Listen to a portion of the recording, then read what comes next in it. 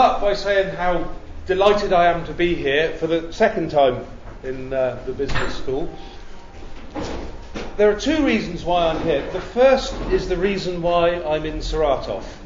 And the reason is your wildlife here, and the bird which we call the great bustard, and you call the drofa. I'll tell you the one I found the most difficult, which is not necessarily very strange, but was very different. The great bustard is a protected species here in Russia. It's protected in the European Union, and there's lots and lots of legislation. We need boxfuls of licenses to do anything with them. So there's lots of meetings and conferences and memorandums and contracts and all that sort of side of life. The English way of doing things, if I were a guest in Russia or I had Russian guests in England, would be to say, okay, come here, sit down, let's do the work. And when the work is finished, we would then go off and do interesting, fun things, maybe some field trips, visiting London or whatever it might be, drinking vodka, anything that people find interesting.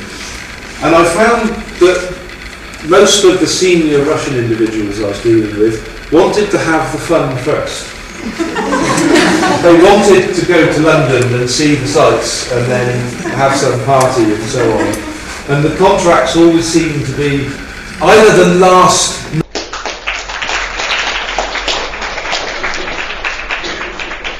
Thank you very much. Well, England, or indeed Britain as a country, does have an awful lot of traditions. They are traditions because they are things from the past, but the reason they survive as traditions is they actually have some meaning. There's a reason why they became established. And one of the strongest roots of tradition, and the most prominent, is of course our royal family. And I think the unique position that Her Majesty the Queen holds in the country of Great Britain, or the country of Great Britain and Northern Ireland. But she has a couple of very important functions. We have a constitutional monarchy, and we have a democratically elected parliament. Now, there was a time when parliament and the monarchy were in great conflict, and it was around the time of Oliver Cromwell and the Civil War and so on, and there was a power struggle between the two, parliament and the monarchy, and it's resolved itself in a rather unique way. This is the seat of power in Britain. This is where the politicians live. The Palace of Westminster, there's the House of Commons and the House of Lords, and of course the Tower with the big bell, which is called Big Ben. Now, once a year, the Queen will come and open Parliament. She goes into the Houses of Parliament and she formally opens it. But there's a very interesting tradition with this, because Parliament is for the people. It's not for the Queen or the royals as such. And as her party approaches the House of Commons and the House of Lords, one of the members of Parliament stands up and shuts the door. Bang. Not right in the Queen's face, but close to it. Shuts the door. And then one of the Queen's party, one of her servants, a man called Black Rob, because he holds an iron staff painted black, will go up and goes bang, bang, bang on the door. And then the MPs, the members of Parliament, will all look at each other, and then yes, they say yes. And then somebody opens the door. And it is just the way Parliament has of showing the Queen that this is their place, not the Queen's place. She is there only as their guest. So it's this symbolic, close the door and open it. There's another side to the Queen. She is an old lady. She works very, very hard. Last year, she attended 386 public engagements. That's more than one for every single day of the year for a lady in her 80s. But she does have some time for recreation. In her heart, she is a lady of the country. And this would be her on a pheasant shoot with one of her dogs. She doesn't shoot, but she uses her dogs to fetch the pheasants which have been shot. And if she wasn't serving her country, that is what the Queen would really like to spend her time doing, enjoying the English weather. This person won his, in one of the wars we've had fighting the Iraqis. And why it's interesting, Johnson Bahari is very, very pleased to talk to the Queen. He was honoured to talk to the Queen. Gordon Brown was then our Prime Minister. And Johnson Bahari just said no. I do not want to meet this man. He is not an honourable man. He's a cheap politician. I am not interested. I do not serve the politicians. As a soldier, he serves the Queen.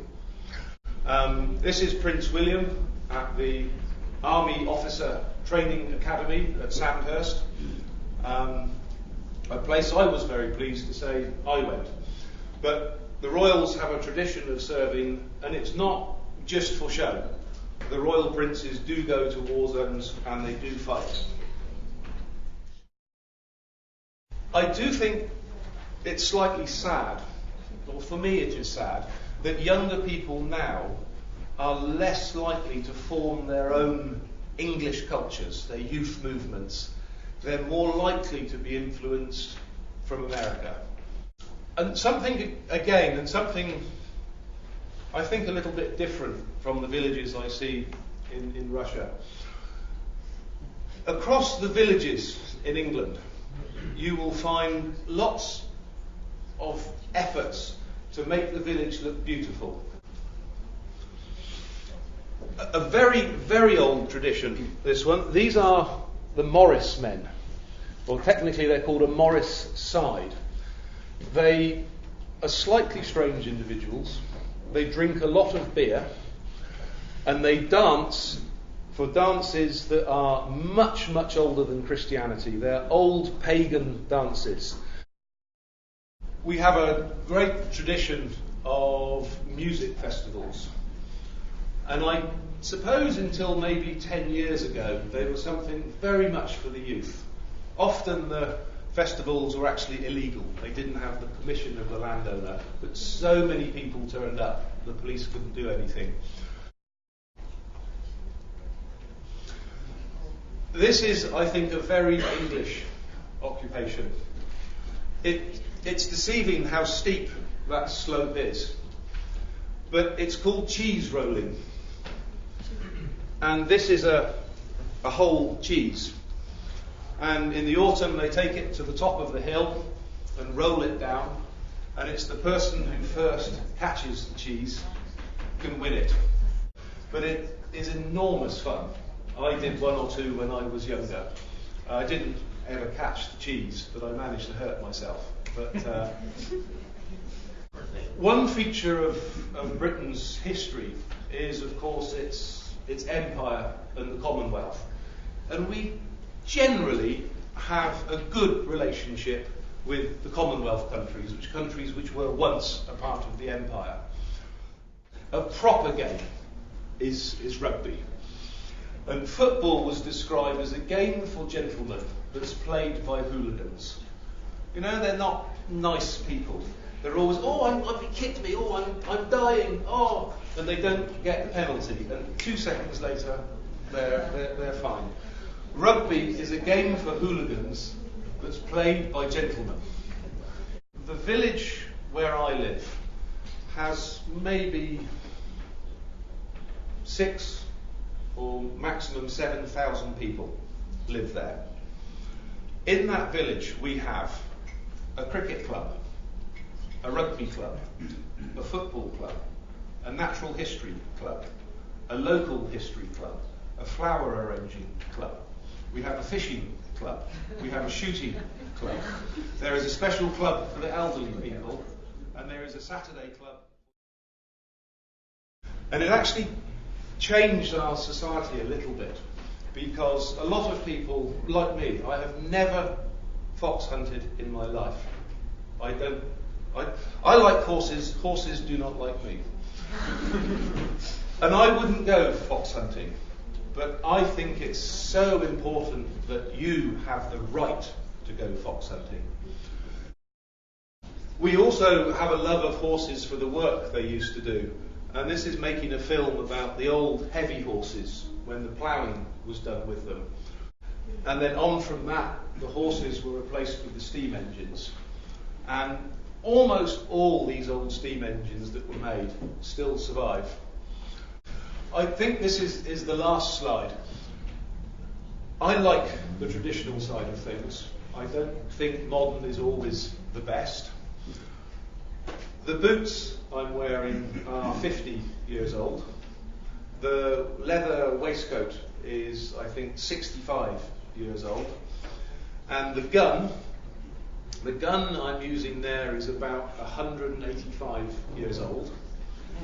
And I really appreciate the fact that it's so old and it works as perfectly now as the day it was made. They found very difficult to cope with the hygiene, or by our standards, very poor hygiene in India. And if they drank cold water, fresh water, they would nearly all get dysentery and other diseases. So they insisted all the time, you boil the water, you must boil the water, and they still found it taste bad. So they put tea in it, and that's where the great British tradition of tea drinking comes from.